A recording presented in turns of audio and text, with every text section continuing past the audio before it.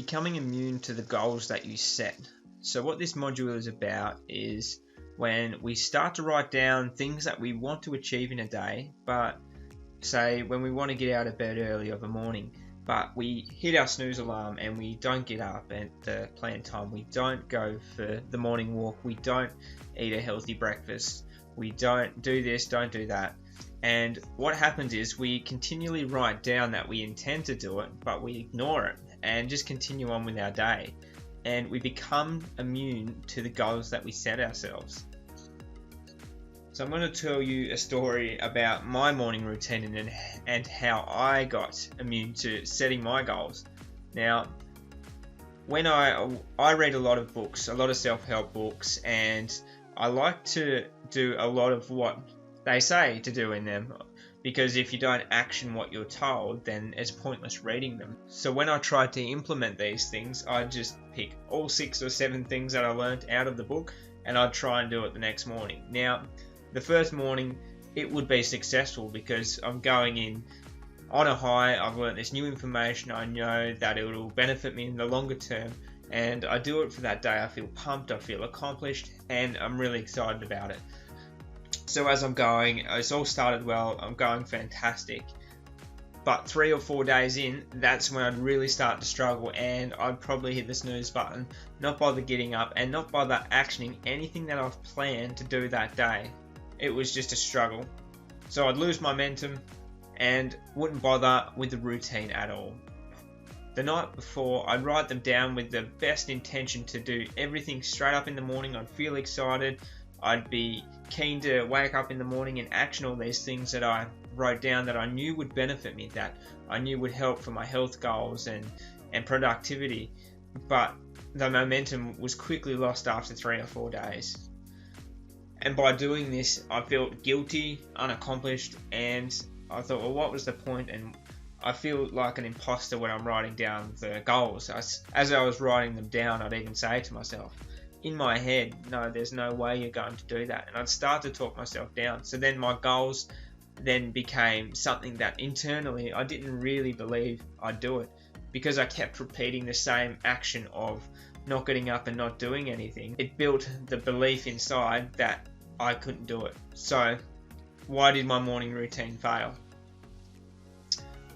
I did too much at once. It's that simple. I got excited for big life changes, so I would cram it all in the one go. But because I didn't have any habits built on even one of the things, it was so easy for all of it to fall apart, because it was too overwhelming trying to introduce new things all at once. We can handle one thing at a time and get used to this one thing. It's quite easy for our minds to focus and adapt and change, but doing 5 or 6 things at once, it's your body can then justify how are you going to fit all that in the morning. It's just too much to do.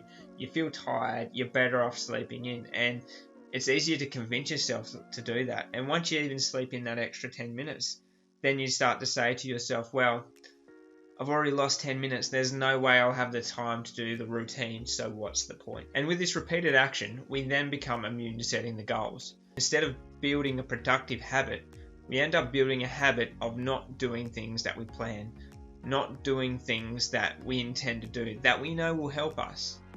And these are the reasons why we don't end up acting on the goals. So one can be you have a lack of skills. So with my morning routine, that was something different. I had the skills, but I didn't have any accountability. So I didn't tell anyone, I'm going to do this and this is why I'm doing it. There was nobody to say, hey Ethan, did you get up and do your morning routine? Whereas there's plenty of Facebook groups and they all have morning routine rituals, and you can check in and get encouragement from them on Facebook. And I didn't do that at the time, and I was overwhelmed.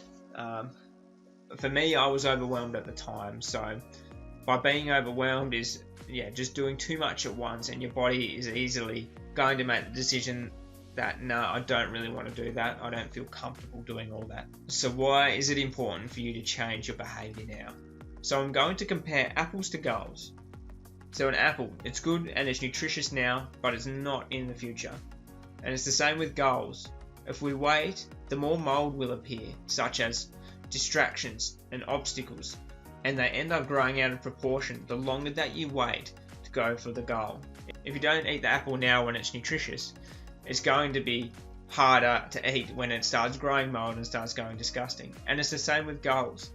If you don't start to act on them now, one at a time, then you're going to start building up excuses and habits that don't help you in executing on it, because you start building up the belief that, nah, I can't do that. Nah, I'm not going to end up committing to this. It's important that you change this behavior now if you're in something like this. Right now, I'd like to ask yourself, have you been building the wrong habit? As you can see, that house is upside down. That's not built the right way. And that could be exactly the same way as your habit. If it's not built right, then your life isn't going to be sitting right.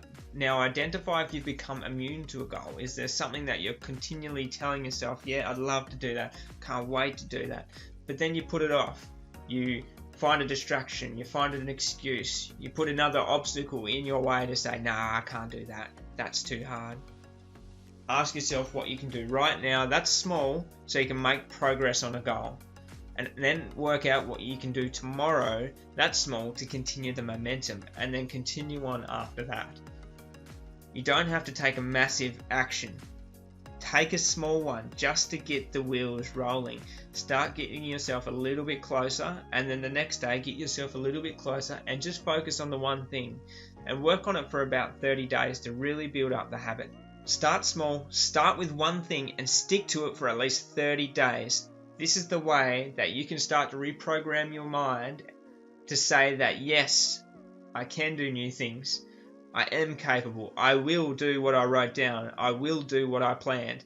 Because if you don't have this skill, planning means nothing. You can plan world domination, but if you don't start small and you don't start with one thing and you can't even stick with the first thing, there's no way that you'll be able to do anything else in the bigger picture. Start small, start with one thing, and stick to it for at least 30 days. Good luck.